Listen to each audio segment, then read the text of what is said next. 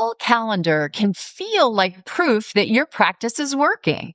The phone is ringing, the referrals are coming in, the consultation requests are landing in your inbox, and your calendar fills before you have time to think about whether the work you are taking is actually the work you want.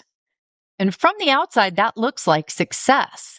But inside the practice, a full calendar can hide a lot. It can hide underpricing. It can hide weak boundaries. It can hide wrong fit clients. Oh boy, can it hide wrong fit clients. It can hide services that are not clearly defined. It can hide systems that only work because you are constantly holding them together. Being busy is not the same as being sustainable, and a full calendar is not a business plan. So today we are going to talk about what your calendar may really be telling you, what it may be rewarding, what it may be ignoring, and how to begin redesigning your practice around capacity, value, and sustainability instead of constant motion.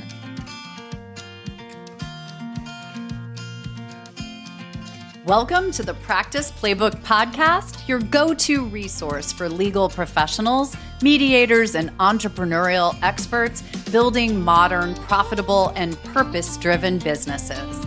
I'm your host, Susan Guthrie, attorney, mediator, and #1 best-selling author with over 35 years of experience.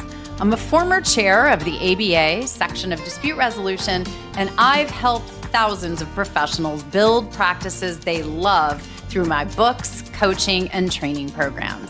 Each week, I'll bring you real-world strategies, mindset shifts, and behind-the-scenes insights to help you grow with clarity, confidence, and impact. Let's dive in.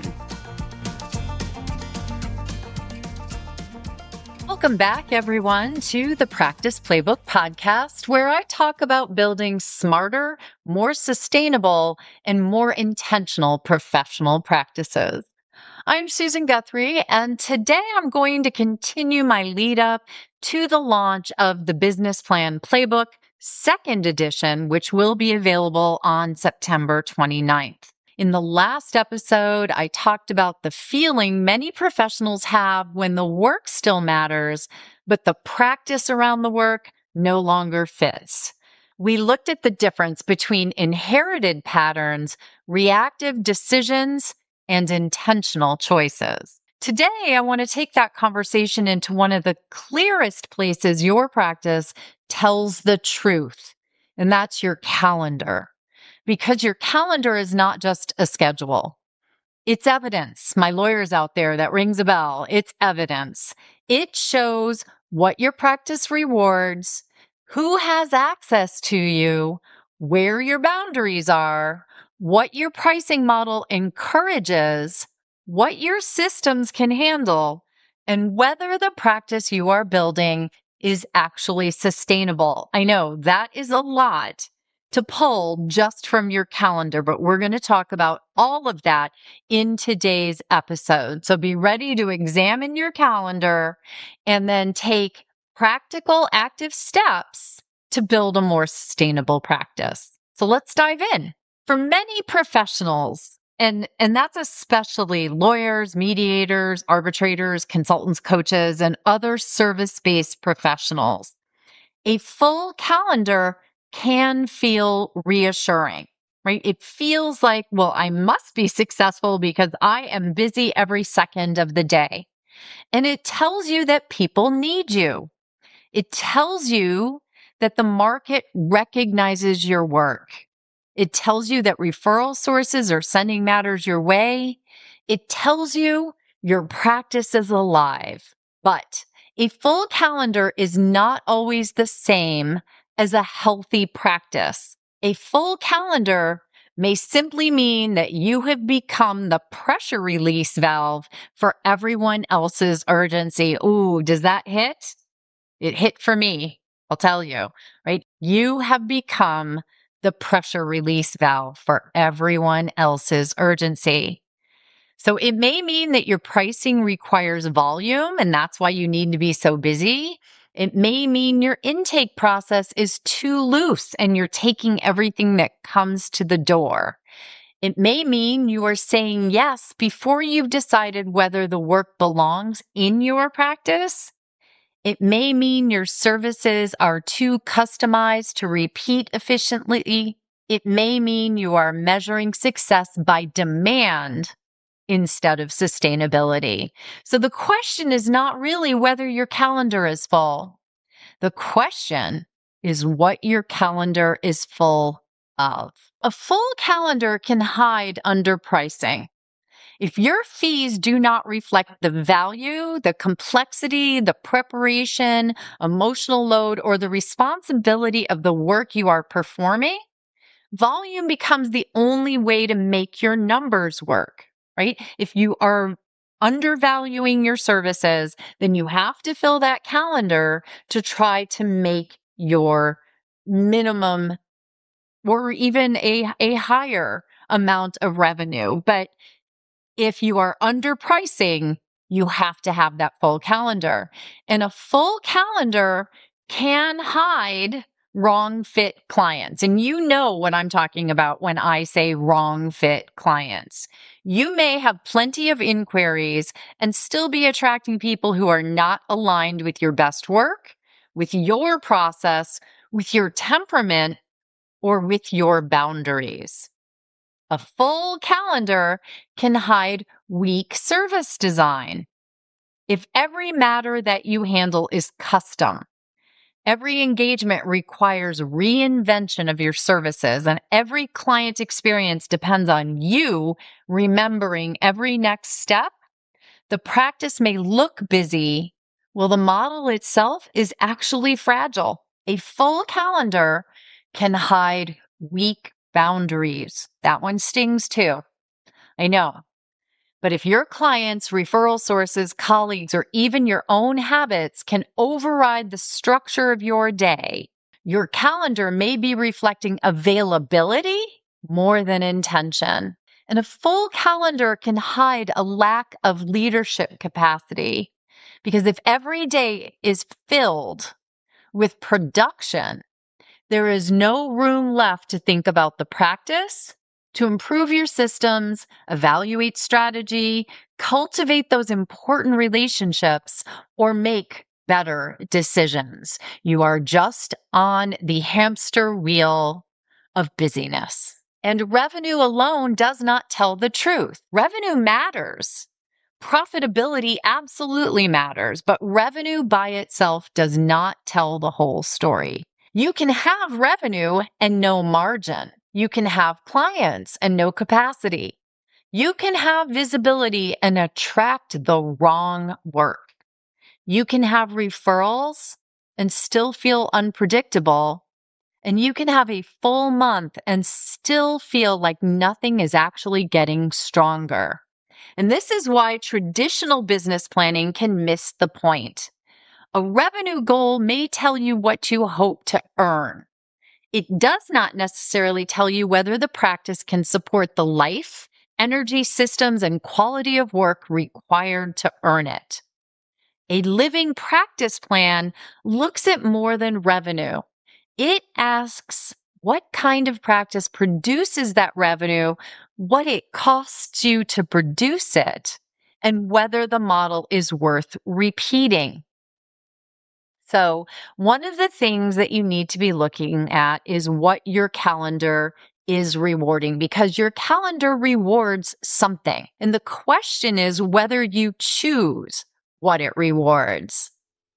Does it reward urgency? Does it reward responsiveness? Does it reward over customization, low fee, high touch work, responding to whomever asks most loudly? Does it reward referral sources even when the matters are wrong fit? Or does your calendar reward the practice you say you want to build? Does it reward time for right fit clients? Preparation, recovery, we all need it. Follow up, relationship building, thinking, strategy, and improvement. Your calendar is one of the most honest documents in your practice. It may reveal a gap between the practice you describe and the practice you are actually living. So we need to do a practical calendar audit. And this is the exercise for the week. You know, my episodes are not just me talking at you. There is always an exercise to be done so that you can take what we are talking about and apply it to your practice. So we are going to have you look back at the last 30 days of your calendar, not to judge it. I just want you to study it and then ask these questions. What did my calendar reward?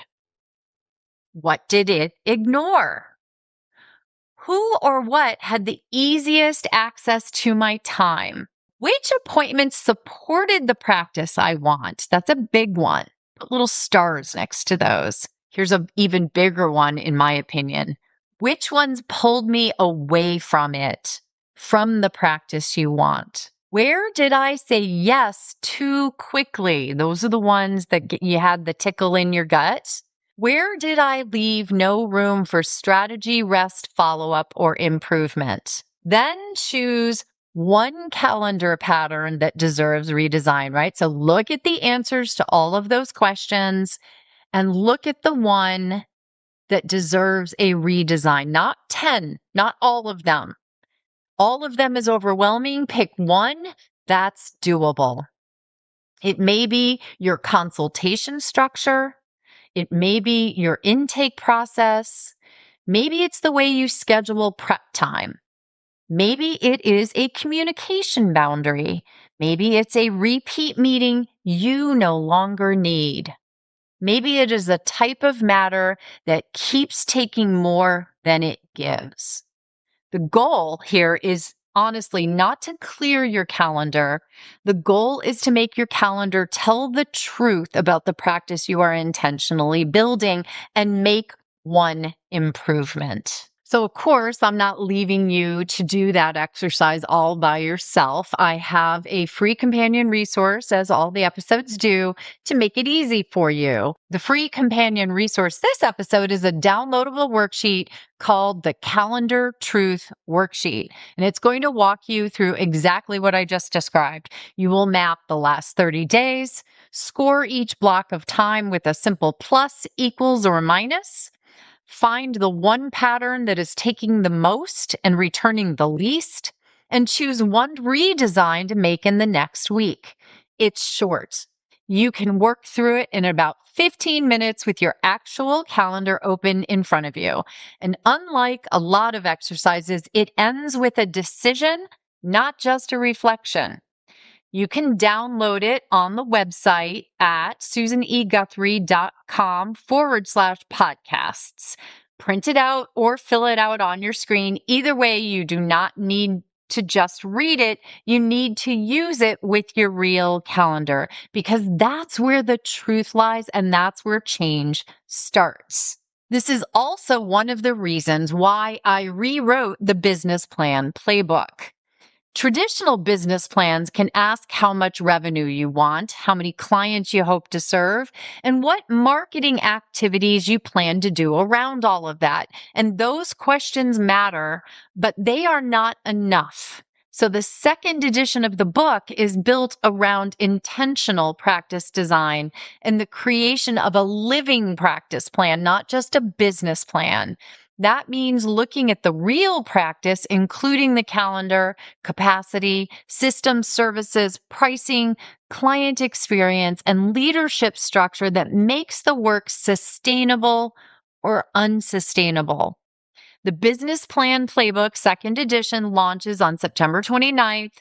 Over the next several episodes, I'm going to be continuing to look at the practice you are actually living inside and the choices that can help you build the next version by design, not by default. So remember, a full calendar can be a sign of demand, but it also can be a flashing warning sign. It may be telling you that people value your work. It may also be telling you that your model depends too much on your constant availability, your memory, which is a big no-no if you're me these days, your flexibility, or your willingness to absorb pressure. We want practices that we can live within and breathe at the same time. So this week, do not just ask whether you are busy. Ask what your busyness is building. Look at the last 30 days and ask, what did my calendar reward and what did it ignore? Then go to intentionalpracticedesign.com/assessment and take the free practice design assessment that will get you ready for when the book launches. You do not need to redesign everything all at once. As I just showed you in this episode, it should be done in small increments. But you do need to understand whether the calendar you are living inside reflects the practice you actually want to lead, because a full calendar is not a business plan, and busy is not the same as built well. I'll see you next time on the Practice Playbook podcast. Thanks for joining me.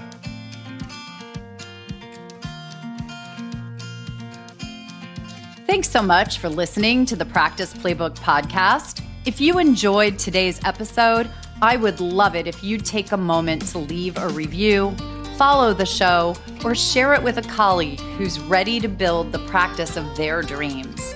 If you want more support and tools like the ones you heard today, join the waitlist for the Practice Accelerator, my brand new subscription program packed with resources to help you grow smarter. You can find the link in the show notes or visit susaneguthrie.com to learn more.